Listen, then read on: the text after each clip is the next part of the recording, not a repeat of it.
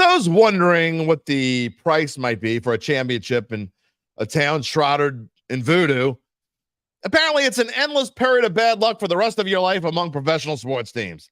There's the Saints, who were blessed by the Minneapolis Miracle, the Nolan No-Call, Dennis Allen. And then there's the New Orleans Pelicans, who can't even get past the season opener without something making national news. But the good news is there's no hex on the Dattitude podcast. Wait, did I just say that out loud? Hurry up, Gabe. Hit the button before something comes down on us.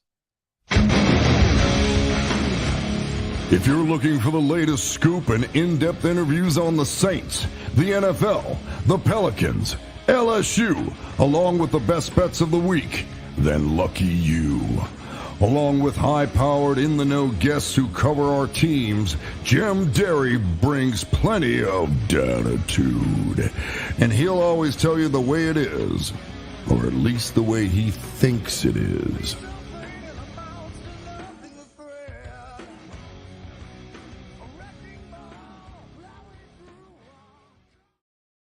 Where you at, New Orleans?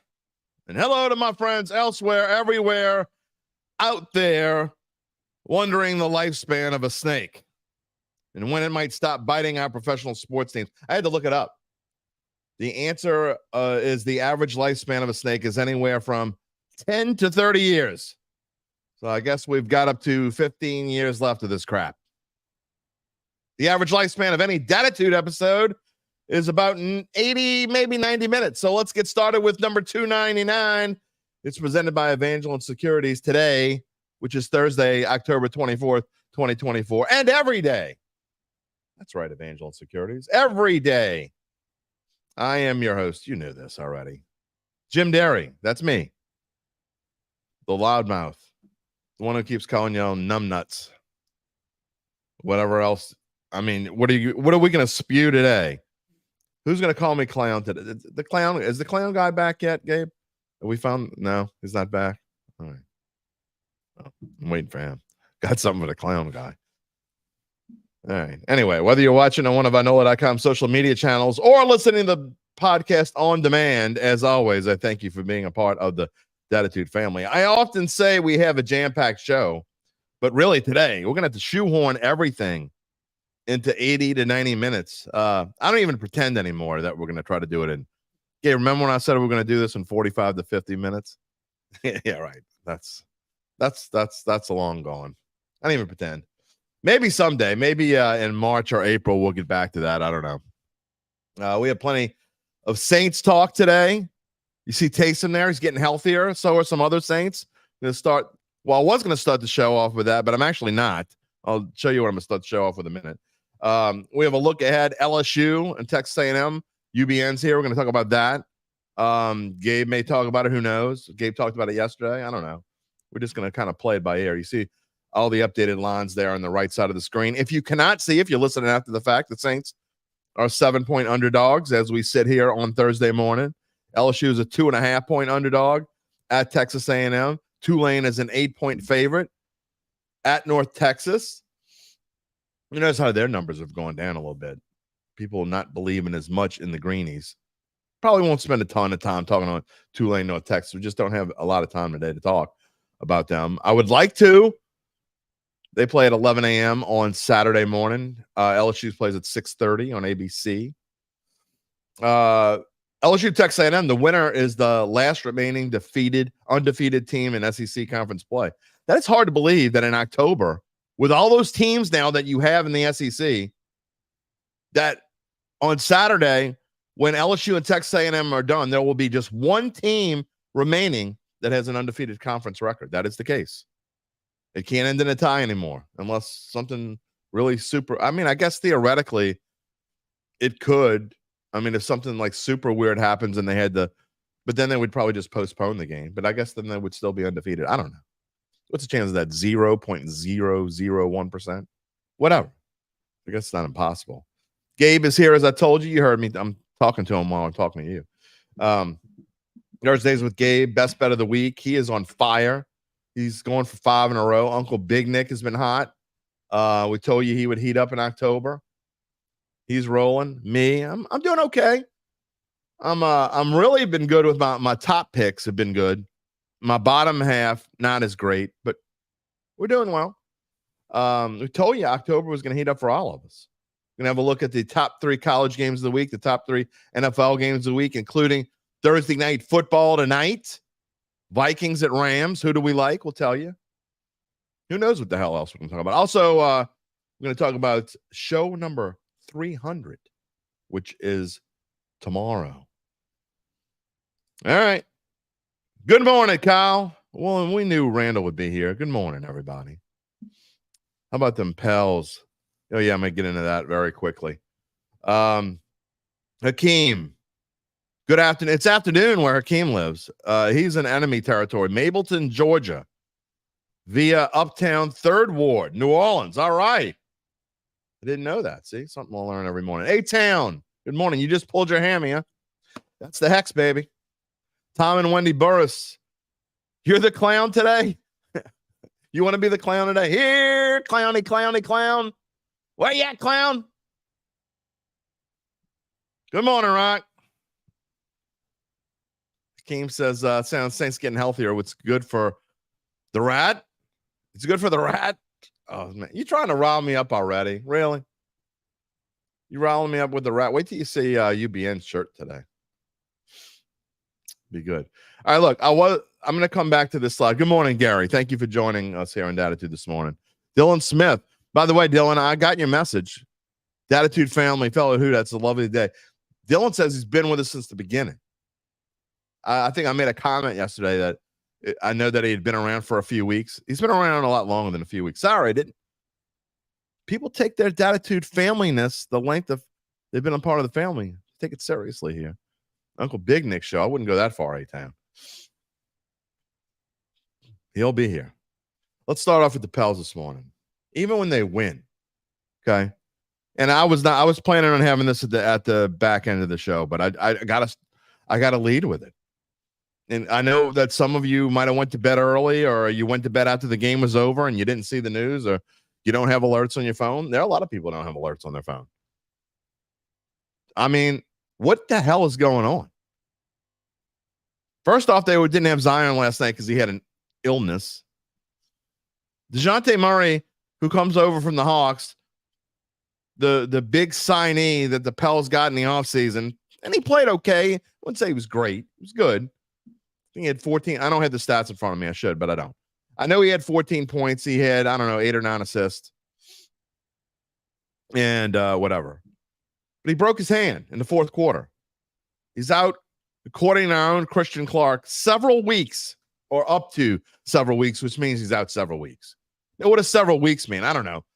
I mean, we could, dive through the definition of several, but in my mind, it means a minimum of 4 weeks, right? Anyway, I mean, it could mean 6 or 8, but it's a minimum of 4. So you're already starting this season with the big signee is going to be out. No bueno. I mean, it's just, what is wrong? What is going on with this team? I don't know. It's, and again, I know that we don't give the Pels enough justice here on this show because it's a Saints-centric show. I mean, let's get real. What is the straw that stirs the New Orleans sports scene drink? It's the New Orleans Saints. So we spend more time talking about the Pels from January to May. But, and I hate to talk about it when it's only bad news. Derek and Gwen Lockett, so injury is not just a Saints thing. It's a New Orleans. I'm telling you, it's some sort of hex. I know most of y'all, a lot of people don't believe in that kind of crap, but I do. I'm telling you, we're still playing. Misi was great. I thought he looks like a more athletic. Hakeem says he looks like a more athletic Kessler, Tyson Chandler. Unfortunately, Murray going 2 months going to hurt the backcourt defensively.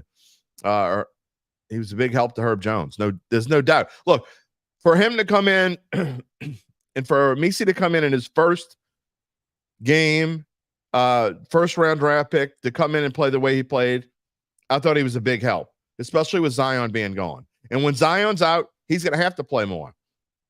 I thought Tice was, then There's no presence of a big man for the Pels is the problem. And we saw that by the Bulls so easily driving into the lane and scoring so easily.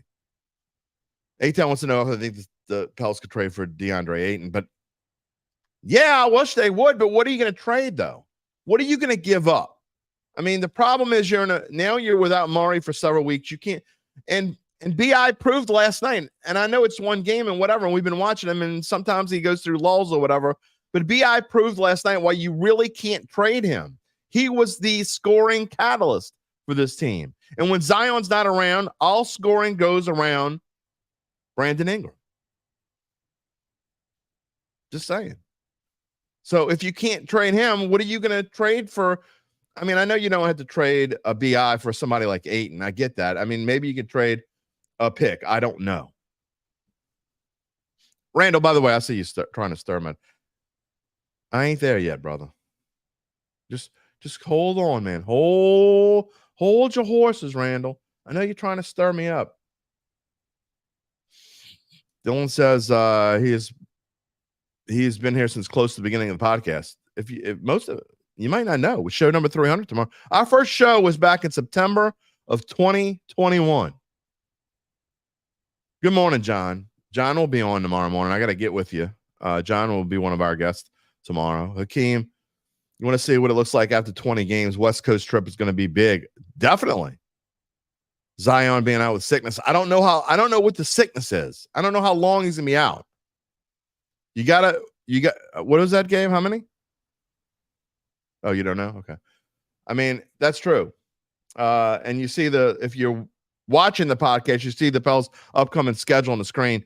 2 against Portland coming up.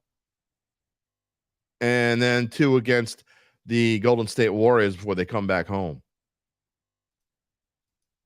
So, and then they come home for the Pacers. That'll be an interesting matchup. But real quick before I move on, you see what this injury has done? If you were paying attention yesterday, and I didn't really talk about the Pels futures, so you may not even notice that I had it on here on the left hand of the screen. Obviously, if you were listening, you certainly did. But the numbers, 2 numbers have gone off the board. Like the Pels wins total, which was 46.5, now off the board. The playoffs, the odds to make the playoffs. So you still can't do it. You can't say playoffs, but playoffs, you can't do it. That's off the board. Division title number shot way up. It was plus 360, now plus 500. Conference title shot up. It was plus 2,200, now it's 2,500. The title number stayed the same. I'm just saying. The Vegas people think that that's how much it hurts DeJounte Murray hurting. So we'll see. All right. I'm going to bring on Gabe in a minute. Oh, by the way, I never even told you already. If you're new to the show, I mean, welcome. Welcome to the Dattitude family. If you're new to the show, you're going to be a part of it, as you see by other people here commenting on YouTube, Facebook, however you're watching. If you haven't already done so, if you watch it on Facebook, I know I ask this all the time, but that's where I would love the Dattitude family to live, okay?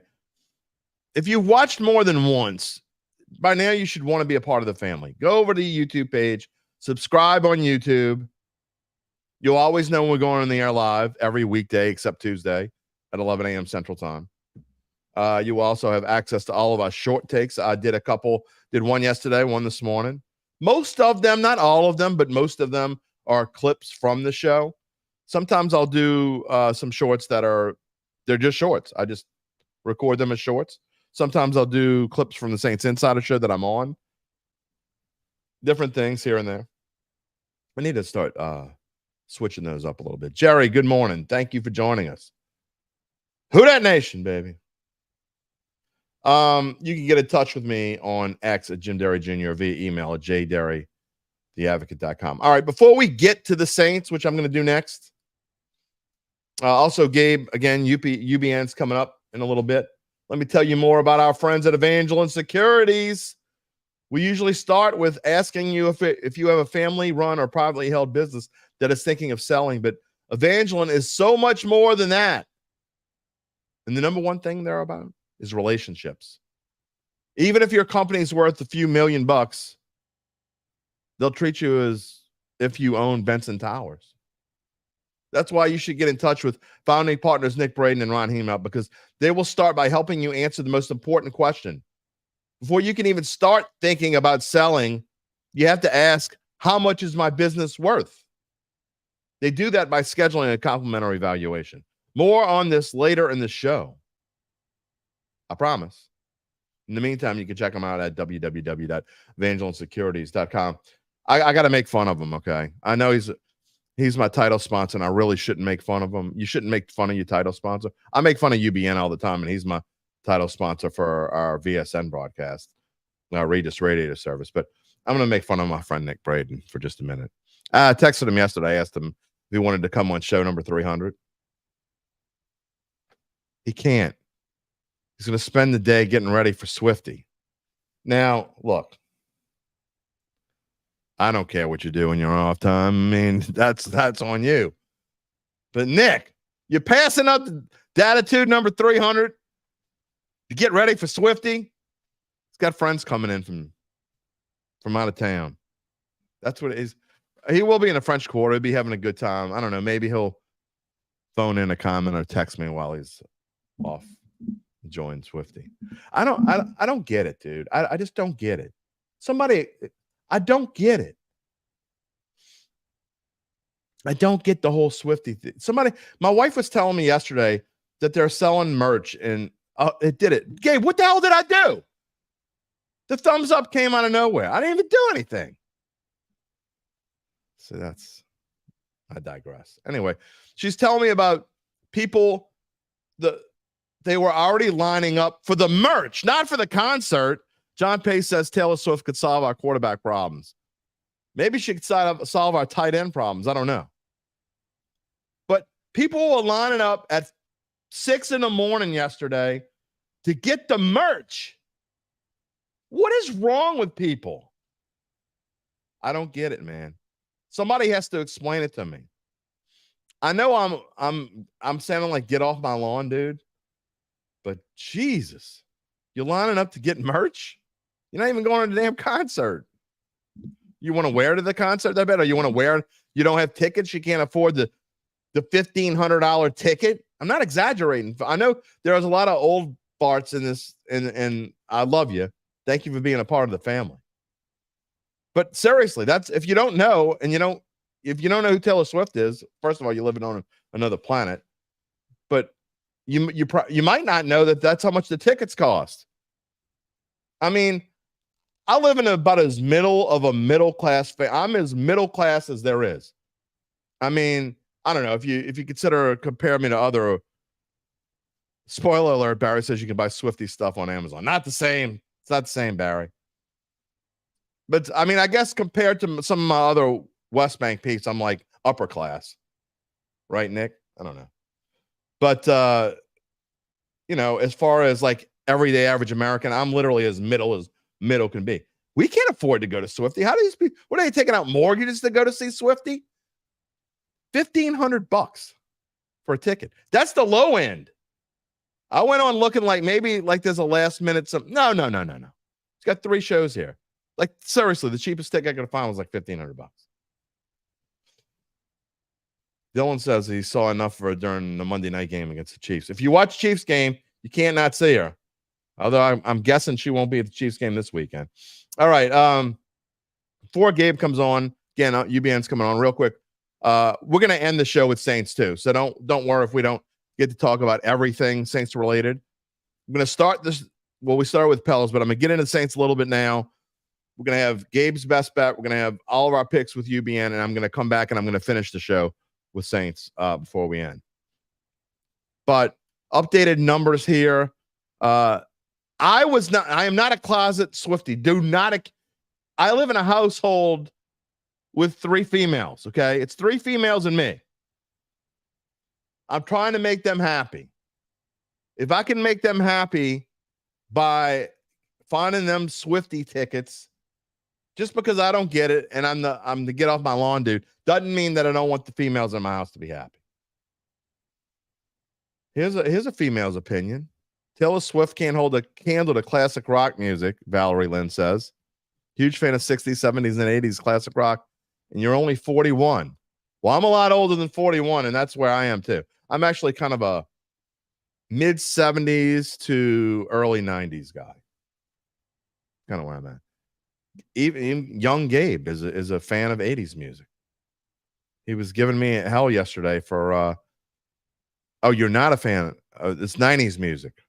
No? 70s. All right, he likes the Carpenters. Barry Manilow. Anyway, he was giving me hell yesterday for picking Bon Jovi as our lead in title. We're way off the rails this morning. Look, Saints, they're getting healthier, but at what point does it matter? And if you've got a comment on this, please chime in. But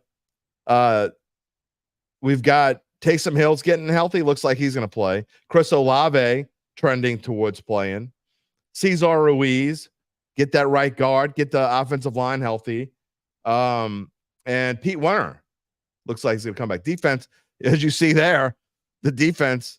And if you're listening after the fact, you can't see the screen, and you don't know this already. The Saints are ranked dead last, yards per game. They're ranked dead last in a lot of defensive metrics, but dead last, 32nd yards per game.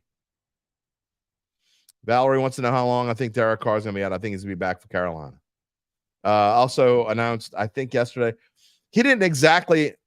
The media was making, and I say the media, I'm part of the media. The media was making it sound like Dennis Allen was definitive that Spencer Rattler was going to play. He just suggested that that Spencer Rattler is going to play. I think there's a 90% chance that Spencer Rattler is going to start. Go ahead now, Randall. Now you can start with your Spencer Rattler stuff. I mean, really, I wasn't planning on this today. I mean, Hakeem saying Kendra Miller should be able to spell Alvin Kamara. Still think Jamal Williams should be getting 5 to 7 carries. I think it's more than that. I mean, I know Jamal Williams hasn't been good, but I think that he should be playing more. Ian Evans, welcome to the Dattitude family. My younger uncle. Am I your younger uncle, Ian? Or do you have a younger uncle, Jim Evans? Whatever it is. We welcome Uncle Jim Evans to the show as well. Kyle Sherman need McCoy and Taysom together and Carr back. I agree. McCoy's not coming back for at least another 3-4 weeks. He won't be back till around Thanksgiving. Again, is it too late?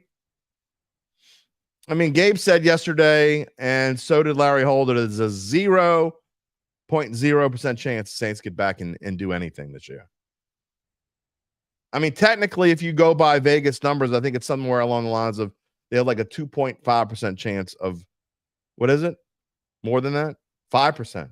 5% chance of making the playoffs. Playoffs. I mean, 5% isn't zero. I mean, y'all always asking me to keep it positive, brother. There you go. It's not zero. They got a chance. They're about to go through a stretch. I'm just saying, this is, if they are going to get back in it, again, I'm not saying they're going to get back in it, but I don't think the chances are zero. If they can find a way to win this week, which is a big if, because, sorry, Randall, Spencer Rattler is starting.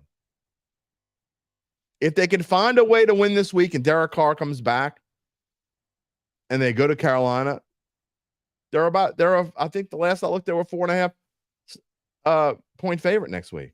John Pace. So you're saying there's a chance. 4.5 point favorite next week. So if you find a way to win this week and you beat Carolina next week and you get back to 4-5 and you look at the NFC South standings, let's say Atlanta beats Tampa this week, which I think they will, and they're 5-3. Then Tampa's 4-4. And the Saints win this week, win next week, and then they play Atlanta in the Dome in 3 weeks. I mean, theoretically, you could be a lot healthier then. Again, I'm not saying it's going to happen. I'm just not saying the chances are zero. This team has shown that the weirdest things can happen. That's why I don't agree with my friend Larry Holder yesterday when I asked him, and we made a short out of it, what's the chances that Dennis Allen is the coach of this team? And I know you don't want to hear this part. But what's the chances Dennis Allen is the coach of this team on September 1st, 2025? And he said 0.0. There's no way it's 0.0. First off, even if they stink, if they make a run and Saints management can blame this 5-game losing streak on injuries, don't think they might not take the opportunity to do so. Remember, loyal to a fault. You may not like it. I may not like it. It doesn't matter what we like. I mean, worst case scenario is they go on a run, they finish like 8-9, they miss the playoffs by a game again, and administration says, you know what, we want to roll it back. They had that 5-game losing streak, but it's because they lost everybody, and we're going to give this coaching staff another chance. Hakeem says Atlanta's going to win the division by luck and default. I wouldn't say luck. By default, maybe. Saints and Bucks aren't healthy, and that works in their favor, unfortunately. I think Atlanta's the best team in the division. No, people don't want to hear that either. Rocky says we need players back healthy. DA still sucks. Is there anyone out there? If there's anyone, look, and feel free. I swear, I am not going to blast you. Is there anyone back in Dennis Allen out there? Anyone? We had 20,000 people watch the show last Friday. I didn't look to see how many yesterday.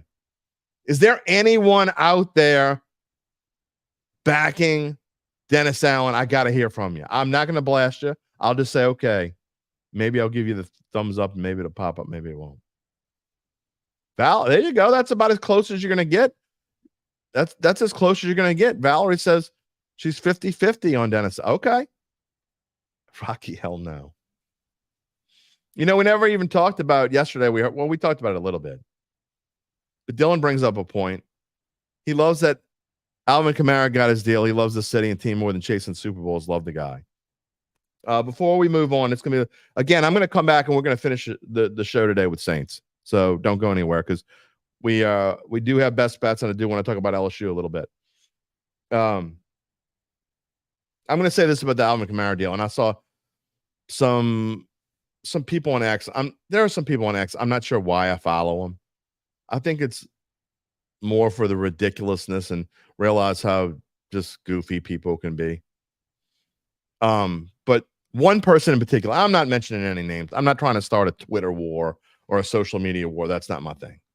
This person probably isn't watching. If they are, I don't really give a damn. But there's someone that said yesterday, and someone that has his own podcast. I'm not sure that anyone watches it because it's really ridiculous. But someone said yesterday that if you don't like the Alvin Kamara deal, you're just the dumbest a-hole that ever lived. And I'm paraphrasing, but it's pretty close to that. And I don't give a damn what you say about anything. Well, first of all, that's ridiculous. I mean, this is where we are today with this. So this is what social media has done to us. I don't care what you say. Well, if you don't care what anybody says, then why are you even on social media?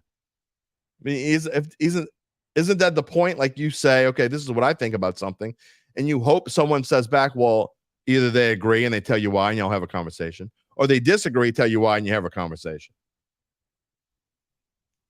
I mean, you can't even disagree with someone. So all that leads into, I'm not a big fan of the deal. I got to be honest. I love Alvin Kamara. Absolutely. Is he one of the greatest Saints? For sure. Great Saint. Love him. But you give him $12.5 million. I mean, how many times do we have to say? I mean, you have to be, I think you have, we just talked about there being a chance, but realistically, where is this team right now? In rebuild mode. You're going to have to rebuild when the season's over. If this season goes the way that we think it's going to go, let's say, I mean, for the sake of niceties, okay, what's realistically the best record this team's going to finish with right now? I mean, realistically, if they finish 6-4, that means they go 8-9. More likely 5-5, 7-10, or 4-6, which is 6-11 or whatever the hell it is. You got to rebuild. You don't rebuild with a 30-year-old running back who's going to cost you $12 million. Now, granted, it helped some of their salary cap issues going forward by him signing this contract. And I guess theoretically, you could be in position to either trade him in the offseason or trade him before the deadline next year, and someone would get the rest of next year and the following year at a fairly decent price. Ray says, at this point, he's the face of the franchise. There is no face of the franchise, Ray. That's kind of the point. The point is you need to rip up this entire I hate to say it. I know people don't want to live through an entire rebuild. I know, I get it. It's painful. You got to go through it. Ask Gabe about the Texans and their rebuild. They had to rip up from the bottom, from the studs, and they had to go through a couple of years before they even got there. And then they got super lucky that they got C.J. Stroud and Nico Collins about the same time, and it changed their offense. And they've got a great, in my opinion, young coach that has sort of transformed that franchise. And I'm just using Houston as an example. But that doesn't happen every day. And you can't do it if you keep kicking cans. If you're the same old thing, how do you expect anything to be different? So Alvin Kamara is the face of this franchise? Who cares? I know you love him.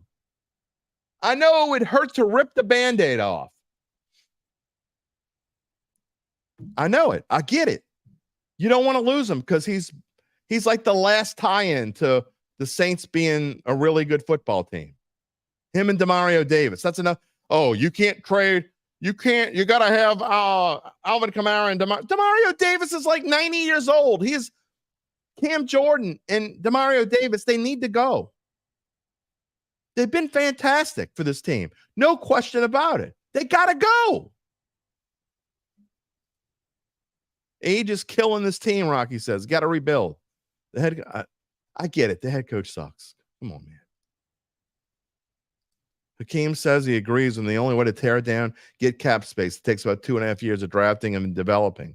And the problem is, I don't trust this team to draft correctly. That's a whole different show.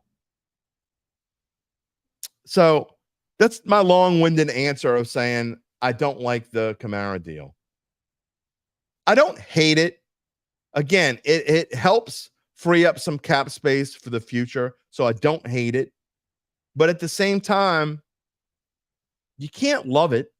The only reason why you love it is because Alvin Kamara stays. So what? That doesn't change anything from you being a bad football team. Barry, does Loomis go? I don't know. If Loomis goes if he wants to go. All right.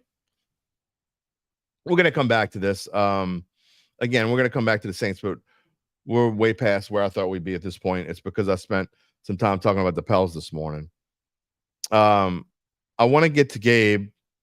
Again, I promise, no matter what, no matter how long we go, we're going to close the show with the Saints. So we'll be back to it, I promise. But we got to get to some other things this morning, including our best bets. And going to go back to Gabe Henderson. And anything, you heard what I said about the Texans and how they had to rebuild from the studs up. Anything you disagree with? I think the only thing I disagree with is the fact that they really didn't get Nico and CJ Stroud at the same time. Nico had been here for 2 years before. Well, CJ that's close Stroud to the got same here. time. But I didn't say exactly. yeah, he was nothing with Davis Mills, mostly because Pep Hamilton was using him as the wrong way as the OC. But yeah, it's about hiring not only getting lucky with the quarterback and not only rebuilding the team and opening the cap space. You also have to get lucky with coaches as well. Yeah, Kyle says Loomis kind of president, which means almost, maybe he's just kind of behind He's in the scenes. building. Yeah, he's in the building. And Kai Harley to GM. I think that's a great possibility. I think that is a possibility, and I think that would solve a lot of problems. Again, I'm not ready to sit here and blast Mickey Loomis. I went on a show Monday again. It's hard for some of us old people to talk bad about Mickey Loomis, and not because of what he's done in the past, but I'm not so sure that Sean Payton doesn't play a role in this. That's a whole different story that we'll talk about. One thing, did you see the Kamara exchange with Abita Beer on social media? Mm-mm. Abita Beer posted, I'm about to give Alvin Kamara a lifetime supply of beer. Loyal king. And Kamara responded, do you need my address? How do we do this? Hey, man, I don't blame him. Hey, AK, go out and get whatever you can get, brother. I'd you know say what? Go out and get it all. You know who I respect more than Alvin Kamara? There is some Dolphins fan in the comments named Vito said, he lives at my house. I'll DM you guys the address. I love it. All right, what you got for me this morning? I know you've been hot. What is it, 4 in a row with your best bets? I don't even know. 5 of the last 6. I know that. All right, there you go. So we're going to try to stay hot. I know you started off slow. I think you lost your first 2 and you've been hot ever since.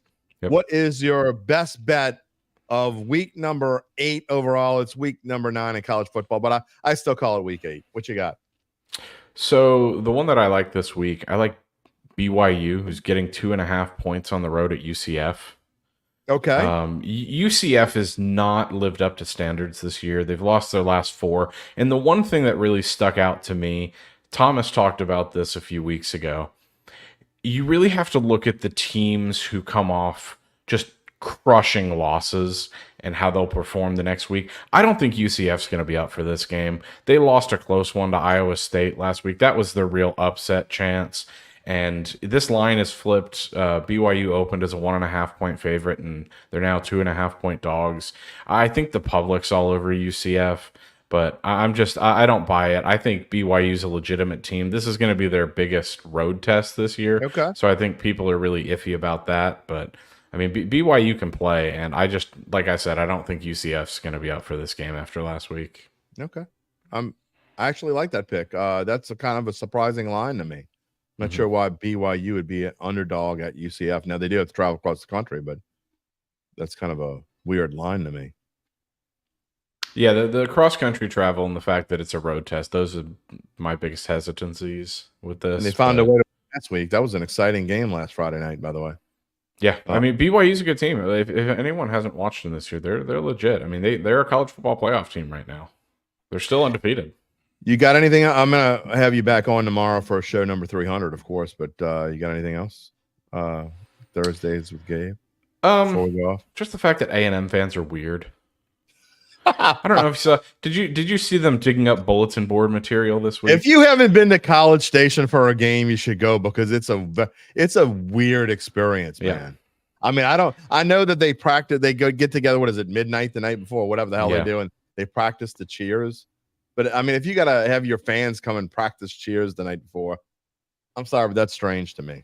Yeah, they're a cult. But the bulletin board material that they dug up this week was Garrett Nussmeier in June talking about Kyle Field. And so he was reacting to the EA Sports college football game, listed the best environments, loudest places to play.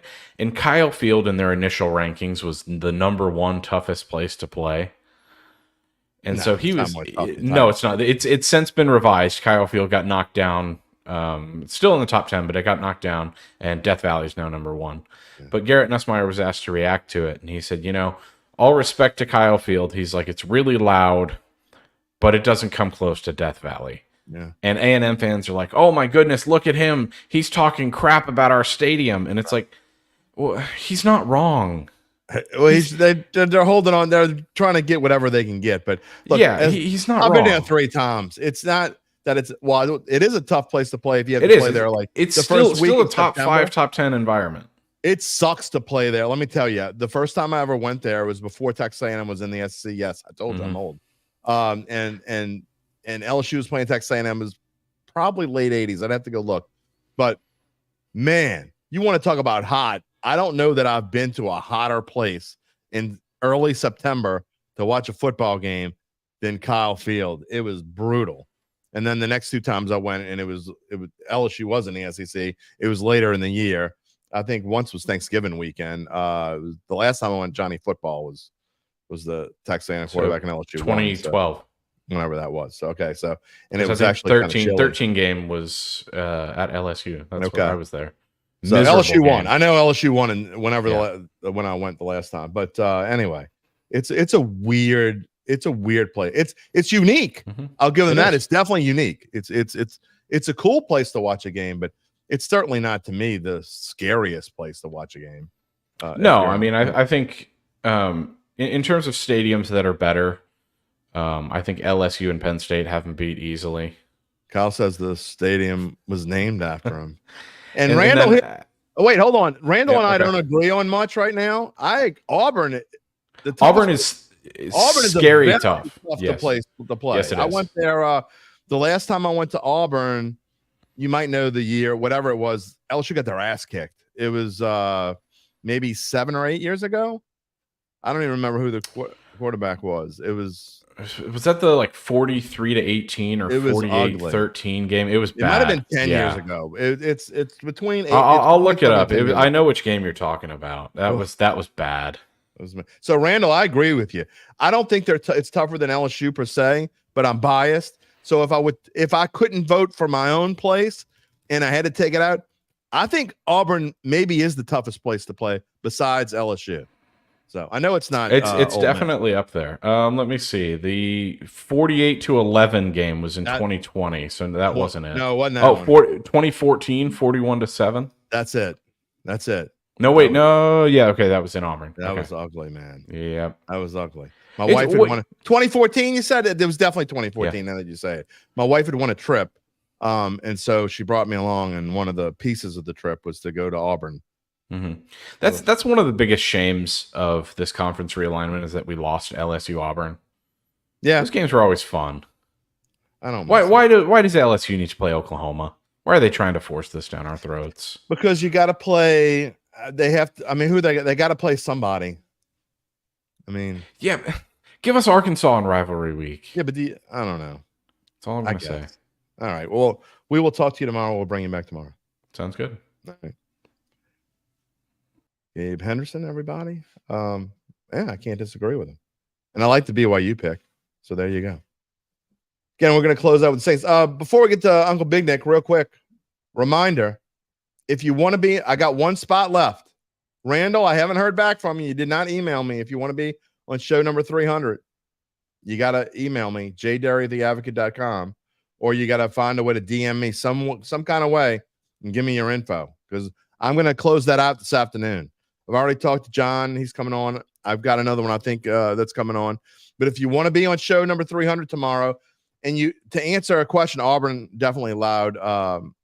And Aunt Randall says not going to miss playing Auburn every year. I don't miss it. I don't miss that. But I'm going to make the final decision this afternoon.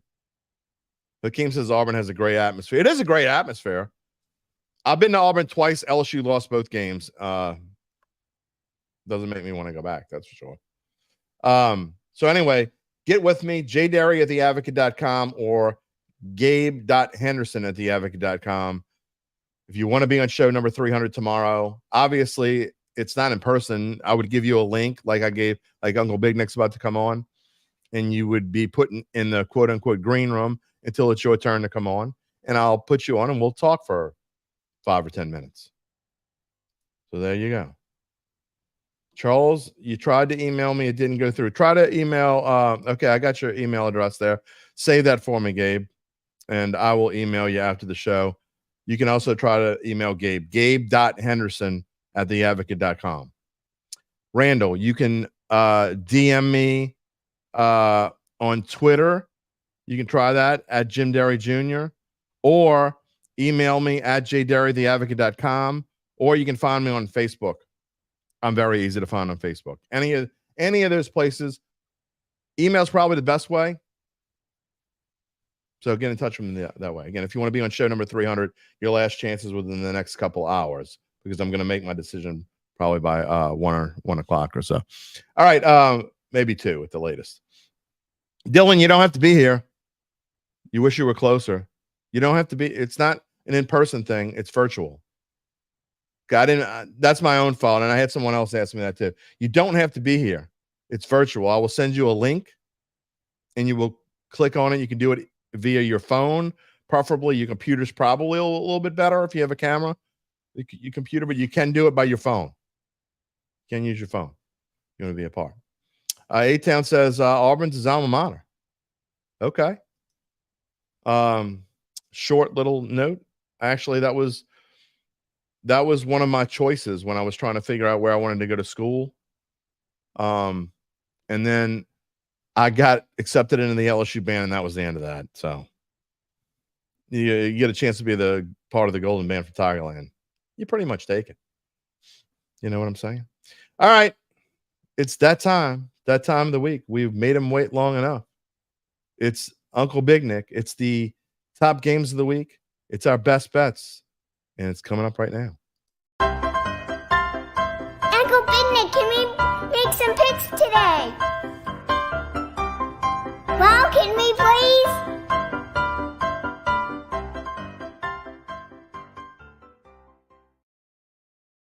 Never gets old. Song never gets old.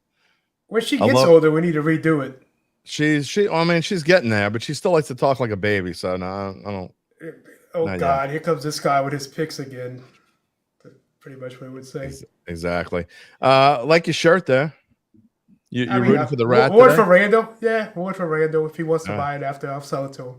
All right. Well, there you go, Randall. There's the shirt. The king. The shirt of the day. The king is born. First time you are live. I think it's the first time ever you're live. Yeah, it is the first time ever. Yeah. All right. So are you the a little camera nervous? 10 pounds? Yeah. No. Okay. I'm nervous about normally the keyboard stops my mind. Yeah. But the words are just going to come out because I don't have a filter. So yeah, and I don't have it. We can't edit it. Sometimes I have to edit it. Exactly. So I got to figure this out.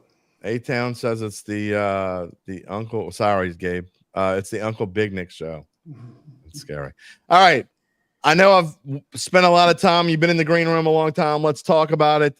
Top three. I'm going to start, and you're taking Tom's spot here, so you're going to be on a little bit extended period here. Tom has got some other things going on, so he has had to step away from doing the Dattitude show. You're going to step in. We're going to still talk about our top three games of the week in college football. Best of the NFL in Week 8. Now I threw the Vikings Rams. Some people might not say it's the best, but that's our way of looking at Thursday night football. Chris says Falcons should be on the board. Also, I want to make a note. I wanted to make it be known that there were a couple games I didn't put on here because they're in our best bets. So there might be a couple of games you say, where's such and such a game? They're in our best bets. Maybe if you don't see us here, see them here. All right, let's get started with the big one. And you have this in your best bets, so don't talk about what you have an over. You have a total in your best bet, so we'll leave the total out of it. But what do you see? LSU, Texas A&M, obviously is the game of the week. I think across college football, LSU a 2.5-point underdog. I think this is the first time they've been underdogs all season, isn't it? They go to Texas A&M. Sure. To me, this is kind of the game of the year where if you win this game, Gabe says no. It's not the first time, but anyway. They set themselves up. Ole Miss. Okay. Oh, that's right. That's right. But if they can win this game, they set themselves up to be in great shape for not just going to the SEC championship potentially, but set themselves up for a college football playoff possibility. After week 1, I mean, A&M lost to Notre Dame, LSU lost to USC. Did anybody see these two teams winning 6 in a row, and now it's the biggest game in the SEC now? Nobody's seen this coming. And I think I read LSU's 8-0 when both these teams play each other, and they ranked in top 25. Okay. These two teams. So I think LSU's going to win this game. I mean, A&M, I don't think A&M has been through the ringer and the test that LSU had to go through. LSU's defense is getting better. I'll talk about that later, but it's just I think LSU can really pull this game out. I think they're more talented than A&M. Yeah, this is not a game. Again, I wouldn't touch this game with a stick as far as betting it, but I don't see if you were forced to, Doug Mouton always likes to say, if I gave you $100 and forced you to use it to bet on this game, what would you do? You can't put it in your pocket. I would bet on LSU. I just think this is going to make a lot of people mad, but LSU has a coaching advantage in this game. Oh, 100%. Well, you don't hear the numbnuts talking bad about Brian Kelly. They'll be back if they lose this game. But they've kind of disappeared into the. I got a couple of things to say about him later. Well, I mean, those are the same people who thought Nussmeier should be starting over Jaden Daniels. But don't get me started on that. That's all. Oh God, my Facebook memories. I've been commenting on all their posts from last year, and nobody has mentioned anything to me. M. Petrini says he's watching in Kansas City. He says Ship It. It's the Ship It Nation, Yeah, baby. that's Ship one It of my Nation is one of the represented. websites I wipe for. All right. So we both kind of like LSU if we had to bet, but we're not betting on it.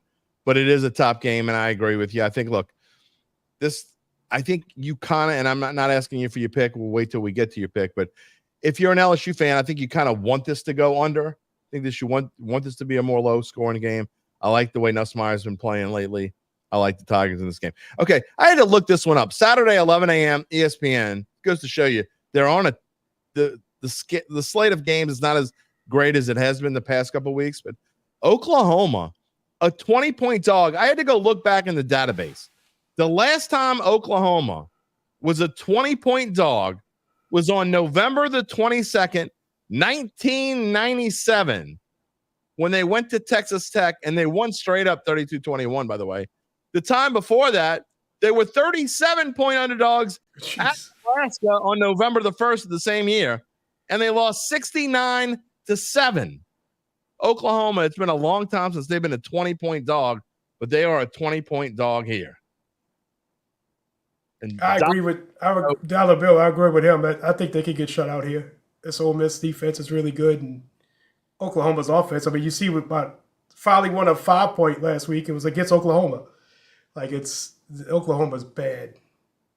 Oklahoma is bad, but there's just something about this game, and I just. Well, you hate Lane Kiffin, so you're not gonna. Lane Kiffin is terrible. You're not going to think they're going to get advantage here, but I think if Ole Miss puts up 30, they win. They cover the spread. I will say this: I like the over.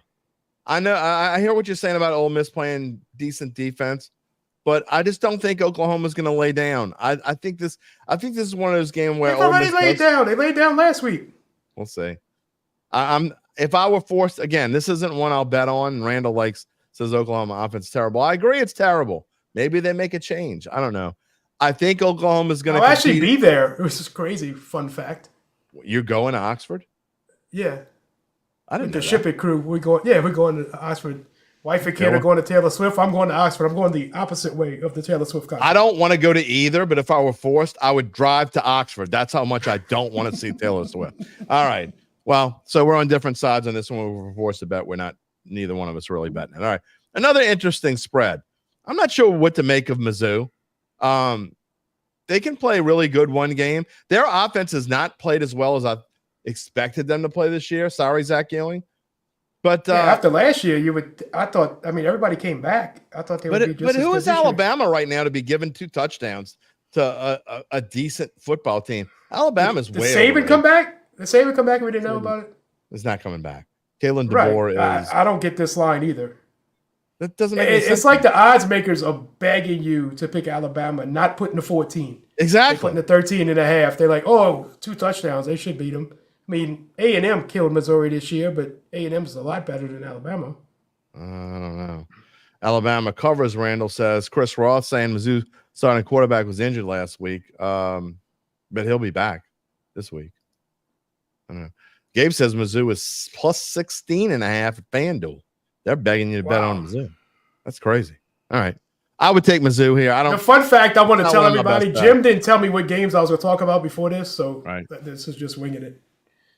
I did. I meant to tell you, but I forgot. All right. NFL, best of week 8.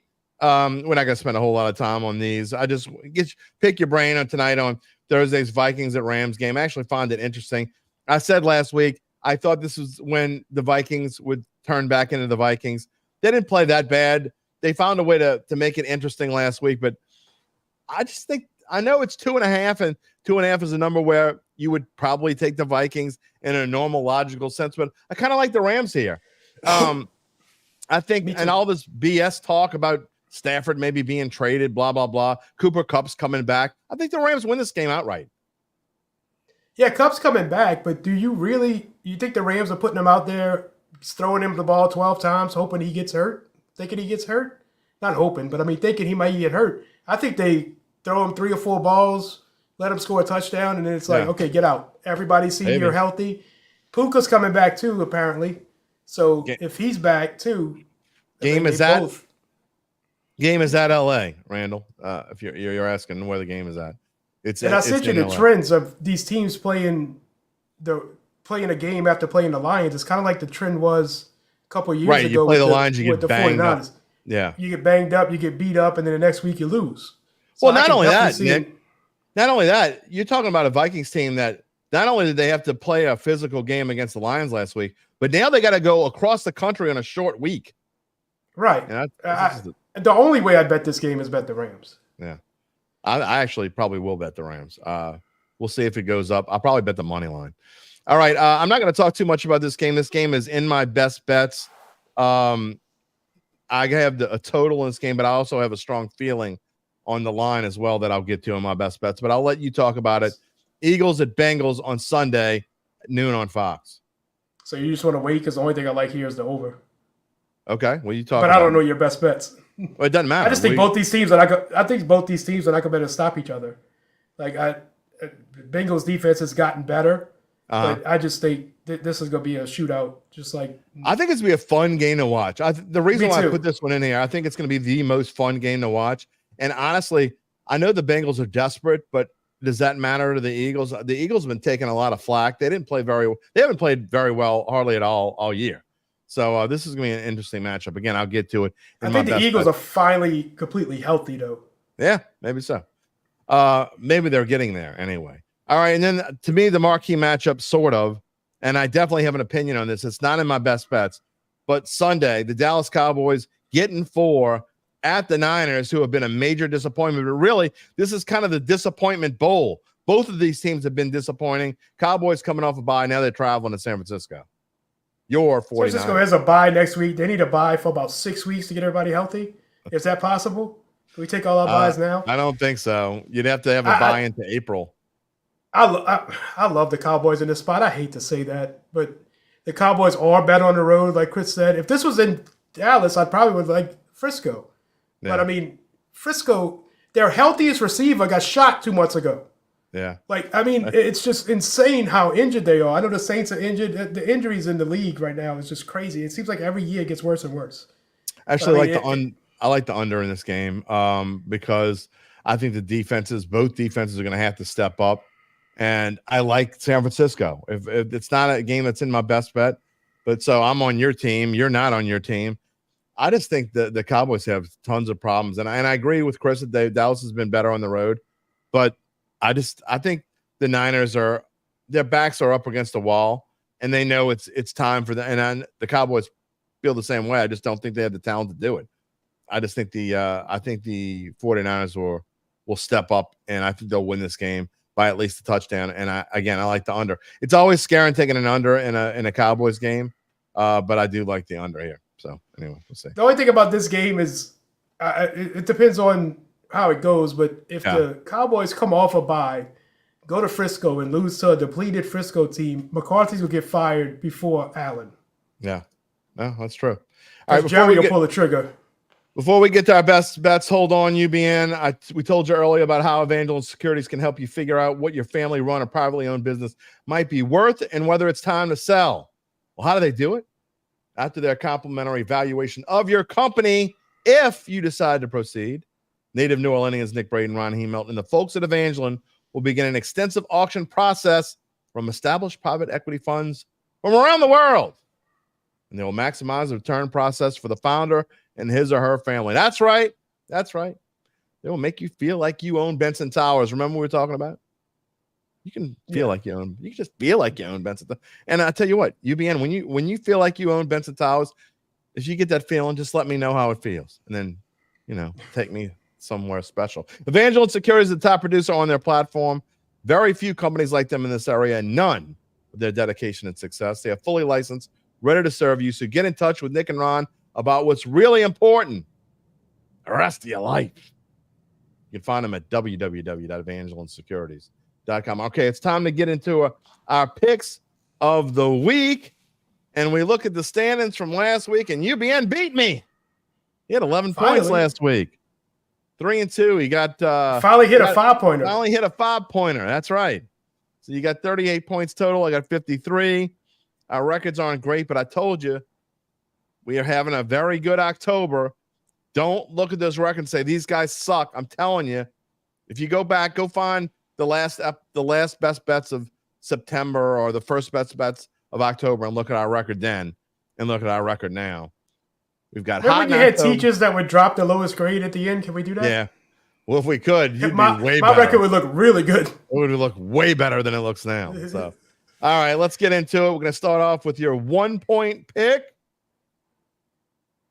The Fighting Illini, getting 21. You're going to have to explain this one to me. I haven't learned my lesson about betting against Oregon yet. Yeah, go ahead. I'm listening. I mean, this Illini team's pretty good. Oregon hasn't covered as a favorite at home all year, and they played the likes of Idaho, Boise State, and Michigan State. I just think it's too many points. This Illini team's gritty. They grind it out. They're a Big Ten team. I just like this team. They're 3-1 against the spread. I think it's too many points. Gabe says that was almost his pick. He loves it. So for whatever that's worth, Gabe is with you. Well, Gabe's pretty hot right now too. So, all right, Robbie Otan, thank you for joining the show, man. An old friend. I haven't seen you in a long time since Saints are going 2-6. All right. Well, the Saints are not in my best bets this week. I will just tell you that. Finally, I just left them alone. I'm not messing with them this week. I have no idea how this thing. I'll decide that tomorrow when we make our final bets. All right, I'm going out. This is going to be the sharp play of the week, right? Wow. This is the anti-square. I mean, about as sharp as a spoon. Drunk Joe and Aunt Mabel going to love them some Broncos this week because Bryce is back. The Red Rocket is taking a week off because he got in a car accident. This went from 9 to 10. Has anybody checked Bryce's car for paint? Look, you know what I like most? You know what through the years, the bets that have done the best for me is the ones that don't make sense. And this one just don't make sense. The Panthers ought to be like 17-point dogs. I don't care. But the Broncos, though, in the grand scheme of things, Nick, who are they to be laying 10 to anybody? I don't care if they won 33-10 last week over against a hapless, I don't give a damn Saints team. This team is not that great. I know their defense has been playing well, but their offense can't do diddly squat. And you're going to give 10 points to anybody in the NFL? I'm going to take them. One of my favorite bets of the week that I didn't put in here, remember I told you I had 3 bets I was mulling over, was the under in this game. So if I like the under in this game, I'm going to love the 10. Give me the underdog with 10. I do like I like the 10. I'd rather take the 10. How can you bet on Bryce Young? That's the only thing. It's hard to bet on Bryce Young, but at the same time, again. But you're betting against Bo Nix too, so it kind of levels itself out. The water will find its level. All right. By the way, this has nothing to do with anything, but Gabe says they just released the NBA Cup courts. The Pelicans looked much better than they looked last year. It would be hard not to. They were awful. That was awful last year. That's a whole different story. We'll talk about that later. All right. 2-point here. You get off my lawn. We're gonna have to. I'm gonna have to find those FIU uniforms you showed me. Those were awful. Miami Vice uniforms. They were terrible. It's embarrassing. Even the announcers dressed as Miami Vice. It was pretty cool. Yeah. Your number 2, your 2-point pick. Man, you're going out on a limb. Speaking of ugly. The Brownies screwed me last week. I had them as my 5-point pick. Getting 6.5 from the Bengals. I said it was my pick of the year, quote unquote. They missed an extra point. Hopkins missed a short field goal. And they're starting quarterback. They had 3 different quarterbacks play in the same game, and I still lost by the hook. I'm pissed off at the Browns. I should have won that damn game. I didn't. But you're going to go back to the well. You're going to take them 8.5 at the Ravens this week. How can you bet against Baltimore right now? I mean, they're the best team in the league. You can't bet against Baltimore right now, right? I can't. Cleveland Browns, I've been waiting to press the button when Jameis started. This Cleveland Browns team, something about Jameis, everybody loves Jameis. They love him here. Nope, you mentioned Jameis and the numbers just fell again. That's fine. Everybody loved him here besides the fans, but I mean the players loved him. So I mean I've just been waiting for this to come up, waiting to bet on Jameis. I think they cover, and I just think this is a good game. Oh man, they hate Jameis. They still hate Jameis. It's so hilarious. Oh yeah, I know. I'm not touching this game with a stick. Do they hate Jameis more than Carr? I gotta be. That's a good question. That's a really good question. But I gotta be honest. I'm rooting for Jameis here. I hope you're right. I'm not going to bet on it, but I hope you're right. It would be a lot of fun. All right, my 2-point pick. Speaking of, I got the Panthers and now I got the Jaguars. I don't know what the hell's going on here. We betting on some great teams this week. Man, I'll tell you, this is another one that doesn't make sense. However, the Packers are due for a letdown after that big win, and now 2 big wins actually in a row. Now they got the Jaguars, who are coming back from Great Britain, and the Jags, even in their bad years, they have been really good when they come back home from England, and they're going to have a chance here. They're getting points at home. They are in super desperation mode, and I think that the Packers are due for a letdown. This is a perfect spot for a letdown. I think the Jags play well in this one. I'm not sure if they win straight up or not, but I think it's a really tight game. I hate this pick. I think Green Bay just blows them out. Like, Jacksonville couldn't stop New England in the second half. The too many weapons on Green Bay's side. I know Jordan Love been turning the ball over a lot, but I just really, really don't think Jacksonville's anything.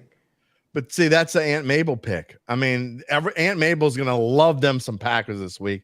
So again, Aunt Mabel's been pretty good. The fruitcake's going to have some good fruit in it this year. But you know what? That doesn't last forever, my friend. And it doesn't. The problem with Aunt Mabel's is they take their winnings instead of like stashing some of the winnings away. They like to double up on stuff, and that's where Vegas wins their money. So anyway, this is a sharp. Vegas wins? No, never. All right, moving along. There we go. Tigers. We talked about it. Tigers at A&M, the under 53.5. The thing about this LSU team that I want to mention, Brian Kelly, I don't know how people can talk about him being a bad coach when LSU is always better in the second half. It's a second half team. They make adjustments at halftime. The coaches get together. I mean, they gave up 33 points to Ole Miss, but not many in the second. No, it was 33 to South Carolina. Sorry. 33 to South Carolina, not many in the second half. I know the QB got hurt. They didn't give up much points to Ole Miss in the second half. They didn't give up points to, I got my notes down here. Who was the other team? Arkansas. Who's the other team they played? Arkansas in the second half. They only gave up 3. I need a teleprompter. I got my notes written down. They only gave up 3 to Arkansas. So I think if I can stay between 24 and 30 points in the first half, I think this is a cinch to go under in the second half. Because I think both these teams are going to figure it out in the second half, and it's just ain't going to be high scoring. And as Gabe said, they shut out UCLA in the second half too. So they have been a really good second half defensive. They've been great second half defensive team as well. And this team has been improving every week on defense. I'm really impressed. I told you 3 weeks ago that I was going to take every over in the LSU game, and they've been under ever since. Yeah. So I'm just going to try and ride it. By the way, Chris, you're welcome to come back when I'm right about the Jaguars. I know you'll be back anyway, but make sure you come back. How good is this Weeks kid? This Weeks kid's amazing. It's good. Randall Wells should be able to stop A&M from running the ball. It's a good question. But what Weeks, Gabe had some of his nicknames, which I'm not a big fan of. Yeah. I'm just saying. Weeks, I think sometimes I look up and the other teams got to be like, are they 240s on this team? Because he's everywhere. All right, moving on. My 3-point pick. All right, I told you I was going to have a pick, and you happened to blurt it out. You didn't even know that's what I was going to pick. I love the over in this game. I liked it better. You're screwed. Yeah, I know. In my column, it was 47.5, and so I backed off. I moved it from my 4-point to my 3-point because I don't like that extra half a point added to it. But I agree with you. I think that both of these teams are just going to be scoring points all afternoon. I like the Eagles, and I almost picked the Eagles with the plus when it was plus 2.5, but the spread had changed.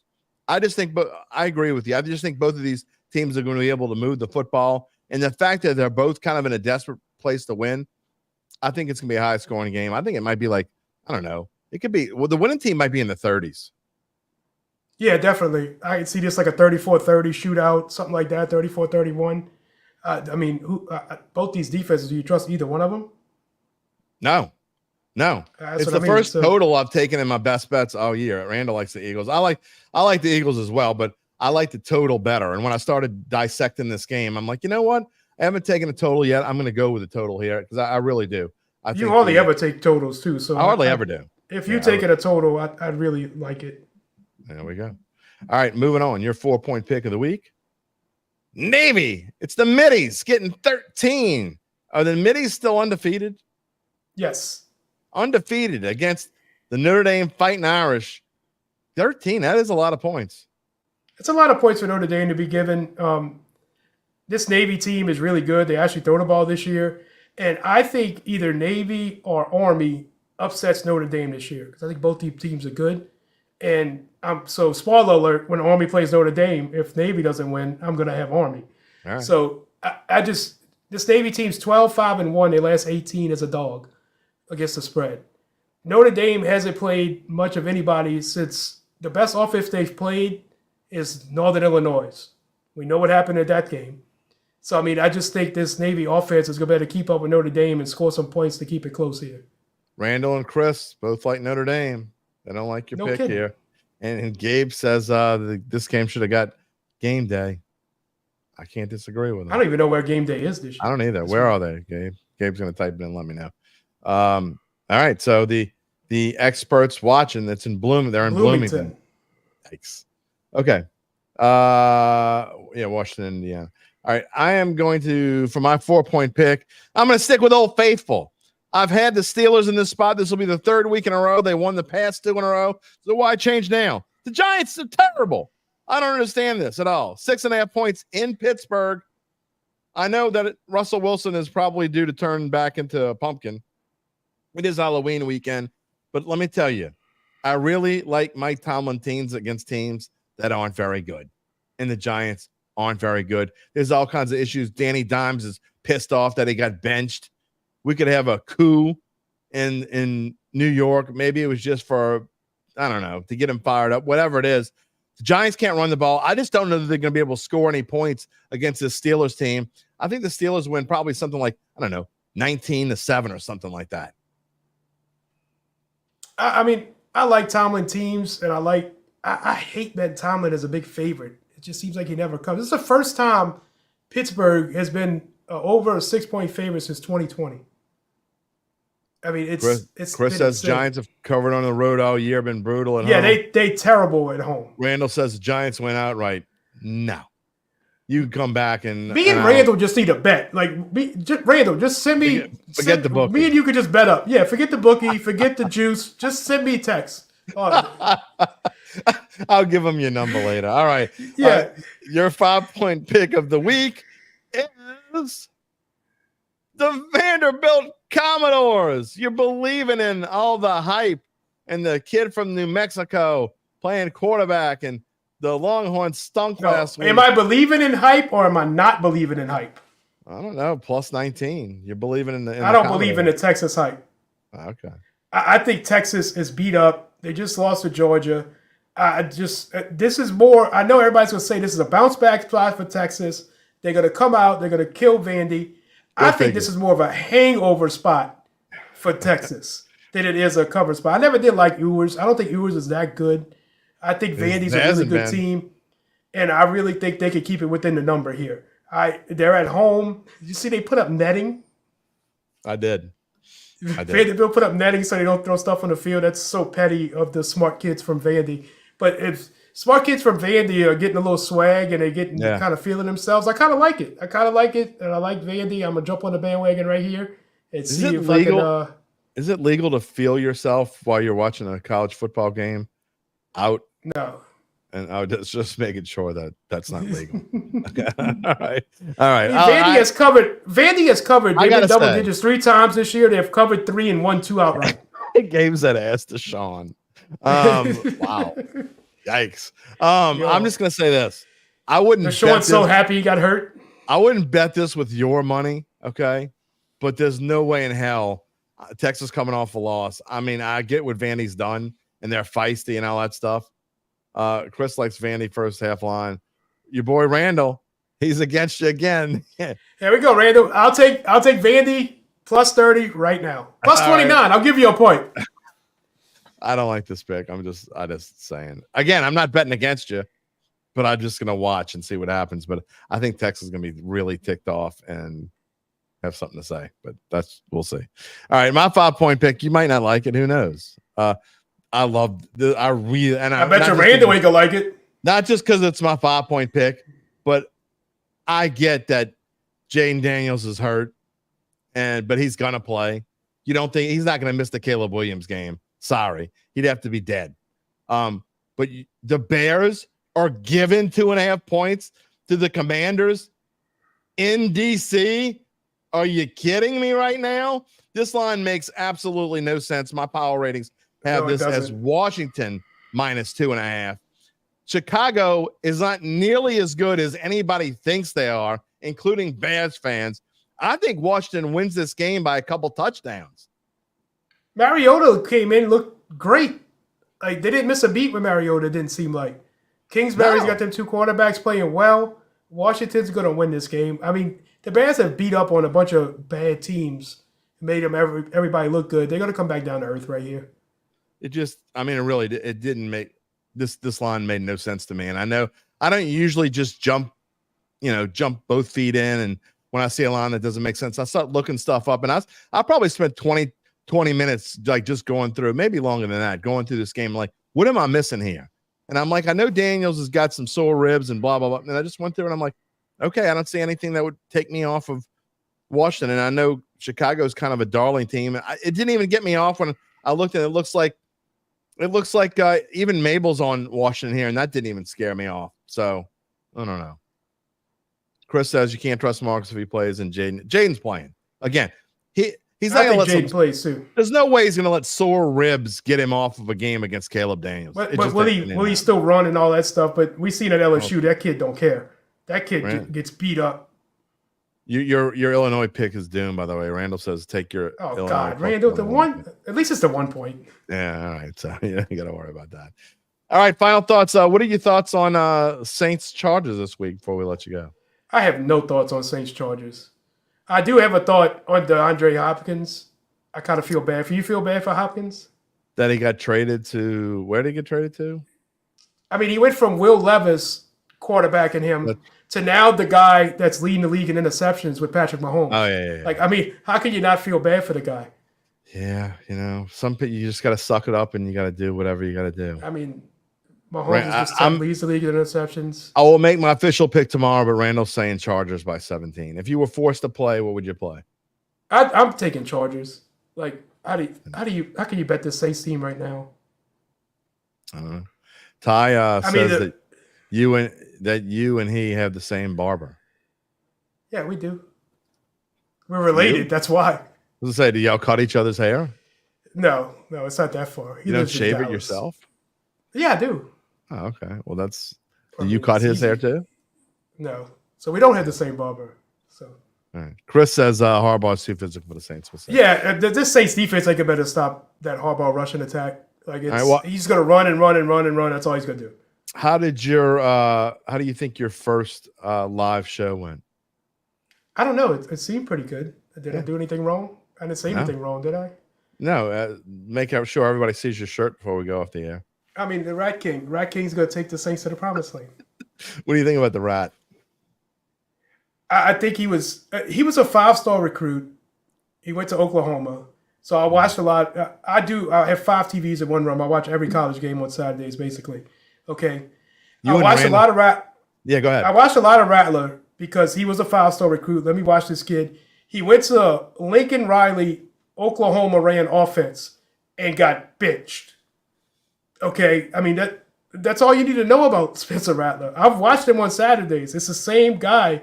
Deer in headlights, can't read a defense. You pressure him, you don't know what to do. What about Jake Haener? I just don't understand. Haener was really good. I mean, he was really good in college. I mean, I think he deserves a chance.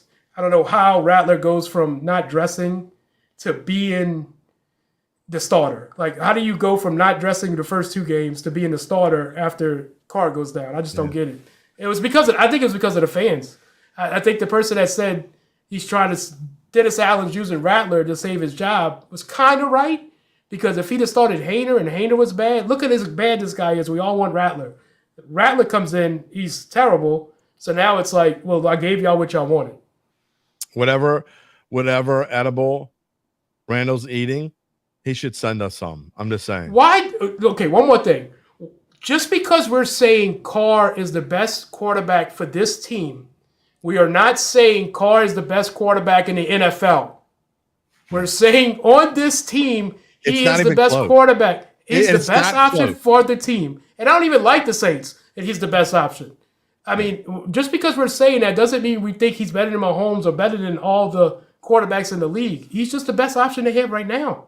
Williams says he agrees with you, and that Dennis Allen bowed down to the village idiots on the Rattler train. Exactly. All right, well, we'll have more to say. I like this. Randall, me and you can bet the Vandy game. If you win, I'll give you the shirt. All right. Well, you're gonna do. You're live from now on, right? This is not just a one. Yeah, I'm trying. Yeah, if I could get out of work. We're gonna make it. We're gonna make it happen. All right. It's crazy that you own a business and you got to try and get away from work. Oh, screw that. The hell with business. Yeah. You need to call. You need to call Evangeline.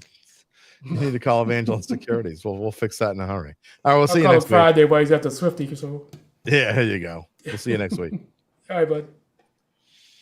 All right, Uncle Big Nick. Randall wants to know what size is it, UBN? You can type it in the chat there. He's gonna let me know. All right. He says an XL. It's an XL. Can you wear an XL, Randall? Oh my goodness. All right, we're gonna close out the show with Saints talk here. Randall is gonna email me after the show. All right. Maybe y'all can both be on a screen at the same time. That'd be kind of fun. All right. That's what the show's about. It's about fun. That's why our numbers are going up. Because even when you don't agree with me, one thing we know we do here is we have fun. I'm serious. I mean, we don't have to agree. It doesn't matter whether we agree or not. It's just about having fun here. And I think that's what we're doing. And that's why our numbers continue to go up. It's why our YouTube numbers continue to go up. People are realizing what we're doing. We want to hear from you. If you've just been in the background, why aren't you typing it in? We got lots of people typing in, but I know I can see the numbers there. We have plenty more people watching than there are typing their comments in. If it's your first show, say hello. You don't have to get into debates. Just say hello. We'll show it here on the screen. I mean, it doesn't have to be today. It could be tomorrow for show number 300. Again, last chance. It is, as I say this live, 12:22 p.m. I'm cutting it off at 2 o'clock. By 2 o'clock, I will have made my decisions who are going to be on show number 300 tomorrow. You can email me at jderry@theadvocate.com is the best way. Or you can find me on Facebook, Jim Derry. I'm easy to find on Facebook, and you can DM me there. Or you can find me on Twitter at Jim Derry Jr. Or you can email gabe.henderson@theadvocate.com. Any of those ways. You got till 2 o'clock this afternoon. I'm going to be making slides this afternoon. We're going to type up your name. You'll have your own slide. And we'll have you on talking about the Saints. It'll probably be the same slide that you see on the screen right now. So that's where we are. Larry says, Rattler started because they didn't want Haener suffering from that O-line. Rack and scramble a bit. So can Haener. I hear you, Larry. I hear you. I know you're sort of backing Haener a little bit. Gives Taysom Carr mix. I don't think that's it at all. You want to know what I think? I think it's a combination of things. I think Allen started Rattler because going into the 2 dome games, that's what the fans wanted. And he was already getting booed, and he didn't want to get booed anymore. But now that the rat train is slowed to a crawl and he's going out west, I think he just kind of like flipped the coin. I mean, I'll be honest. I don't think it has anything to do with any strategy or anything whatsoever. It's almost like I want to prove that we look like geniuses by picking Rattler. We're going to give him a chance. You don't look like a genius. He's been terrible. He's turned the ball over 4 times in the last 6 quarters. He's got more turnovers in the last 6 quarters than points. I mean, if you think that's a good stat and that you should stick with Rattler because of that, by all means, go for it. He's got 4 turnovers in 4 quarters, and he's got 3 points. Meanwhile, the other guy that you don't like and his ceiling he has no ceiling. Rattler has a way better ceiling than Haener. You couldn't possibly know that, but you're a genius. Of course you know this. Oh, the Saints think so. Well, look at what the Saints have been doing. They clearly know. I want to see something different. Why don't we want to see something different? Haener, the one drive that he played in the last 2 weeks, scored a touchdown. Oh, but it was because of this. You always got an excuse. You always come at me with excuses. Well, blah, blah, blah, blah. You would make the same exact excuse if it was vice versa to prove your point. I'm just giving you a fact. Randall would like to see Taysom play quarterback. Probably better than both of those guys, but those days are over. And especially because I don't think Taysom could play quarterback the way that he would need to play quarterback. Meaning that if he were in there, he couldn't play it the same way that he plays football, which is why I never thought it was a good option for him to play quarterback. Again, those days are gone anyway. I don't think it matters. So anyway, I'll give my final prediction again. If you really want to go, I made a prediction in my column yesterday on bet.nola.com. I may or may not stick to it. I may change it. I don't know. William says, I have never seen a fan base make more excuses for a player like this fan base does for Rattler. It is amazing. I agree.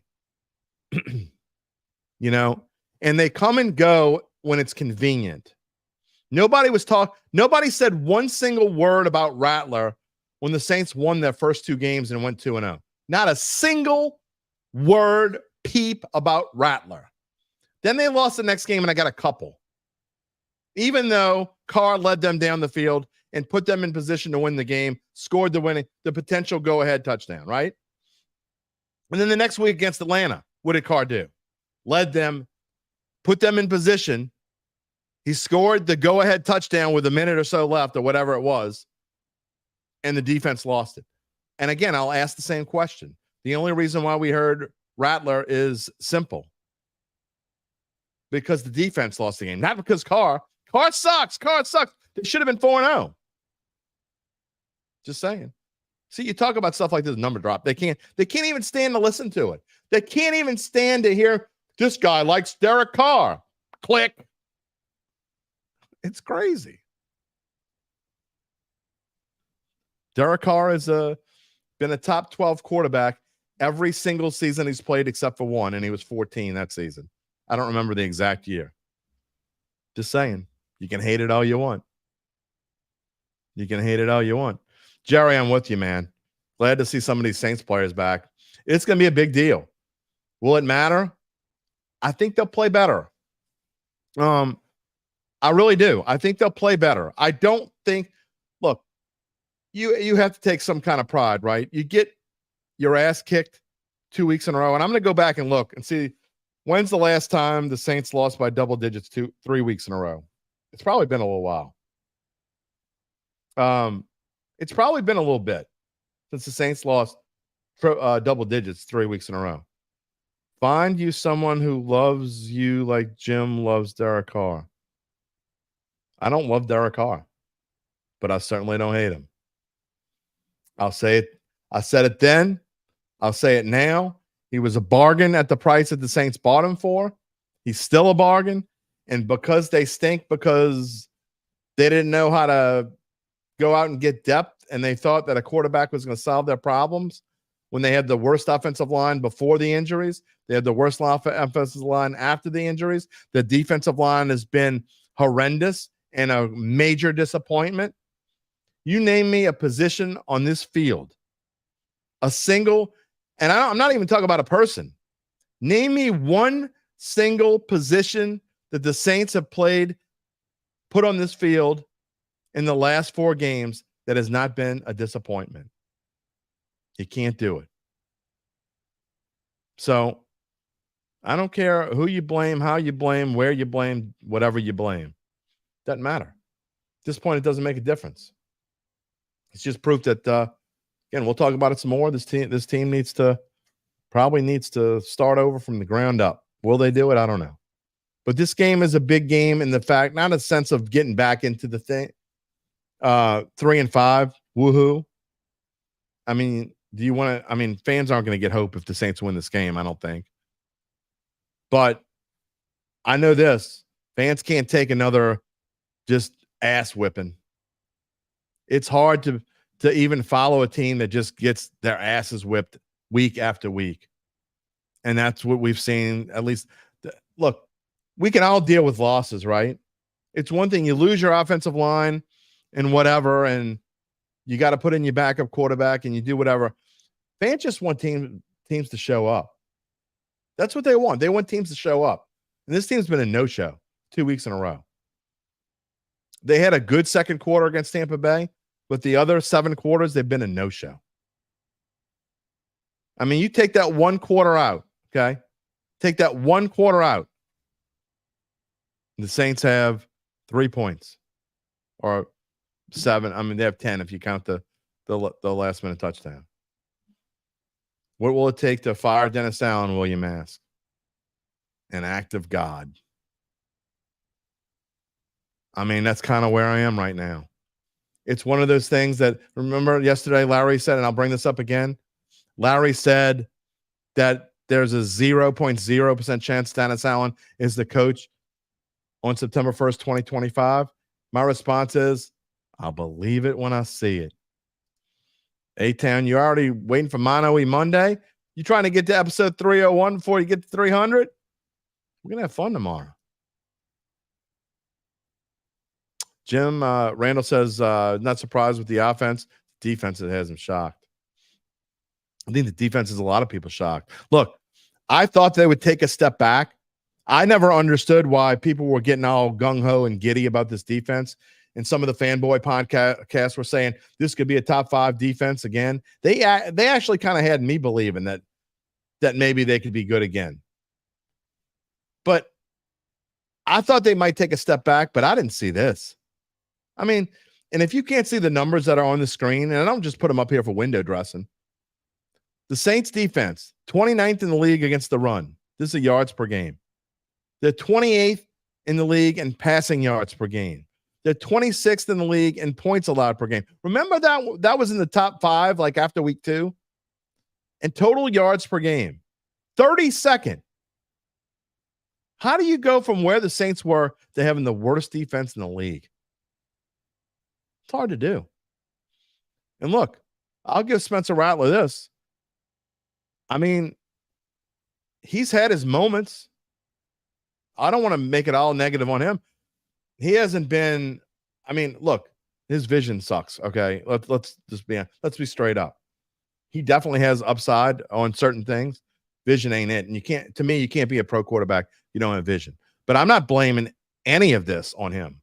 I don't blame a single thing on Spencer Rattler, because I certainly think he's going out there and busted his ass and tried as hard as he could. I can't say that for more than half of the rest of the team. You know, now we found out that AK had some kind of injury. He's been playing with injury. Man, I don't want to hear that. Don't play then. Don't. And it's just not just him. It's look, the entire offense. It's like, yeah, I've seen so many alligator arm pass catch attempts the last couple weeks, the last 3 weeks, really. They stick their arms out. Oh, somebody's coming. I'm pulling them back. And the defense just doesn't care. So they got to change that. Will they play with heart this week? I mean, obviously that is a reflection on the coach. Adam Varner says, as a team will look terrible, I personally think Hainer reads the defense better. I agree. Want to see how he does. I think the leash on Rattler is going to be shorter this week. I don't think they're going to put him. They won't do what they did last week where he stunk in the first half and they'll just throw him out there again. I mean, because look, just because your completion percentage at one point was still like 60, 65%, that doesn't cut it if you're averaging like 5 yards per pass attempt. You can't do that. Randall, we agree on something. The high-priced vets need to suck it up and players sit down. John Pace says he thought it could be a top 5 defense. He expected so much more. I think a lot of us look, even if you don't think like me, I don't necessarily think they're going to be a top 5 defense or even a top 10 defense, but I didn't think they would be bad. Okay. I didn't think they would be bad. And this defense has been bad. Chase Young, as Randall says, giving up on plays, unacceptable. You wonder why you got a 1-year, $13 million deal and you won't be back next year. Not here. This team won't be able to afford $13 million, especially for somebody just phoning it in and collecting a paycheck. And Chase Young, you ain't going to get $13 million somewhere else. You got time to turn around and start playing like you give a damn. And players say, this guy sitting here saying, we don't care. Of course we care. And they get so mad and blah, blah, blah. They get mad that we say that. I don't care that you get mad. We go by what we see. And what we see is you're playing like you don't give a damn. If you do give a damn, you're not showing it. I'm just saying. That's a reflection on the coach, too. All right, that is going to wrap it up for us today. We're going to have plenty to talk about tomorrow. Again, it's going to be me, it's going to be Gabe, and it's going to be some of you. If you don't hear from me I'll tell you what, I'm going to respond to everyone who sends me something. We can't have everyone on the show that's going to ask, but this isn't going to be the last time that we do this. We're going to do this again. So this is kind of a trial run. We decided Gabe and I were talking about what we're going to do for show 300. Decided we'd have some fans on. I think it'll be fun. Again, your last chance, you got about an hour and a half if you're watching this live to get in touch with me. Again, jderrytheadvocate.com is the best way. You can find me on Facebook. You can find me on X. You can do gabe.henderson@theadvocate.com if you want to be on show 300 by 2:00 Central Time. That's when we're going to cut it off. But that will wrap it up for us on this Thursday. I want to thank Uncle Big Nick. Of course, Gabe, as always, we hope you can join us tomorrow for show number 300, whether you're going to be a part of it and you're just going to watch, or you can type in your comments as always. I think you're going to be able to tell Randall how wrong he is when he's actually on the show. You can type in comments to him. That'll be fun. Great show. Thank you, buddy. We'll see you tomorrow. Reminder to subscribe to our Dattitude YouTube page if you haven't already done so. If you're on YouTube right now and you haven't done so, click the like button. We appreciate it. You can also click the little bell to receive notifications when we go on the air live, which is every weekday, Monday through Friday, except Tuesday at 11 a.m. Central Time. That is when we are on the air live. You can also find us wherever you get your podcast, including Apple, Spotify, and many more. You can also find a replay of the show always on NOLA.com/splash. NOLA.com/sports. Check out bet.NOLA.com. Check out our Saints Insiders friends at NOLA.com/Saints. Also NOLA.com/Pelicans for Christian Clark stuff. We will see you tomorrow when we have no idea what will happen when we let people take over this show. We'll see you then. Take it easy, my friends. If you're looking for the latest scoop and in-depth interviews on the Saints, the NFL, the Pelicans, LSU, along with the best bets of the week, then lucky you. Along with high-powered, in-the-know guests who cover our teams, Jim Derry brings plenty of Dattitude. And he'll always tell you the way it is, or at least the way he thinks it is.